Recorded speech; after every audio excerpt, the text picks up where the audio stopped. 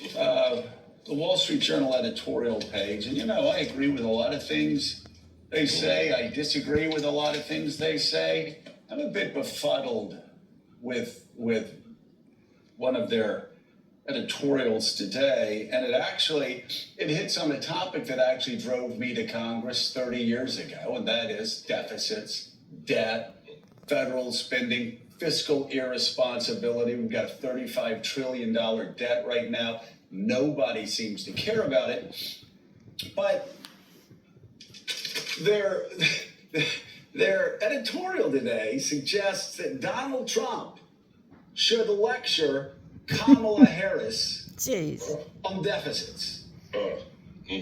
This Donald Trump, and anybody that's watched this show knows, Donald Trump has the worst fiscal record of any president in the history of the country. And you can go back and look at documents from Donald Trump's Treasury Department. They lay it out very clearly. Even before COVID, he was exploding the deficit. I tweeted something this morning as I was getting ready for the show after I read this, and it shows a line of the deficit going down like this under Barack Obama, going down from the 2008 collapse, and then shooting back up the second Donald Trump becomes president of the United States. So again, I am all for fiscal responsibility. In fact, that's what got me into this business in the first place.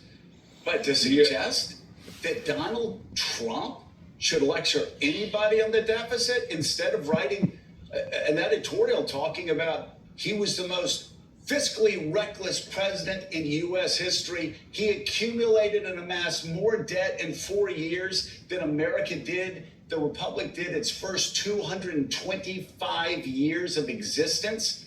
That's the editorial to write, and ask whether he's going to be any different if he gets elected over the next 4 years. Yeah, and of course it wouldn't be any different. Donald Trump has never cared about the deficit at all. And as you say, he was the biggest spender, certainly one of the biggest spenders in American history. However you look at it, in absolute terms, per capita, whatever, he was a huge spender. He slashed revenue for the government with his big tax cuts. He didn't offset it with any actual budget cuts. In fact, he doesn't like budget cuts. He wants to spend more. So he is absolutely the last person in the world you would ask to come in and fix a deficit. And that actually is true. You look at the cycle over the last 20, 30, 50 years, if you want to cut the deficit, elect Democrats. They're supposed to be big spenders, but the deficits go down. And if you want bigger deficits and more debt, elect the Republicans. They just like to spend that money.